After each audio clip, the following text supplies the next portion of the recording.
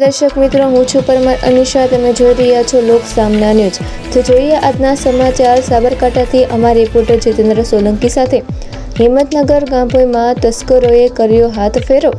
બંધ મકાનમાંથી ₹8.4 લાખના મુદ્દામાલની ચોરી. રસોડાની લોખંડની જાળી તોડી તસ્કરો ઘરમાં પ્રવેશ્યા હોવાની પોલીસ ફરિયાદ. તિજોરી વેરવિખેર કરી સોના અને ચાંદીના કિંમતી દાગીનાની ચોરી. ચોરાયેલા સામાનમાં અંદાજે 7 ગ્રામ ચાંદી અને 5 તોલાથી વધુ સોનાના દાગીના સામેલ. દીકરાના લગ્નમાં કરિયાવરમાં મળેલા દાગીનાઓ પર પણ તસ્કરોએ હાથ માર્યો. તિજોરીમાંથી ₹24,000ની રોકડ રકમ પણ ગાયબ. રહેણાંક વિસ્તારમાં ચોરી થતાં સ્થાનિકોમાં ફફડાટ. પોલીસે ગુનો નોંધી અજાણ્યા ચોર ઈસમોને પકડવા માટે ચક્રો ગતિમાન કર્યા. તો ફરી મળીશું એક નવા સમાચાર સાથે. ત્યાં સુધી જોતા રહો લોક સામના ન્યૂઝ.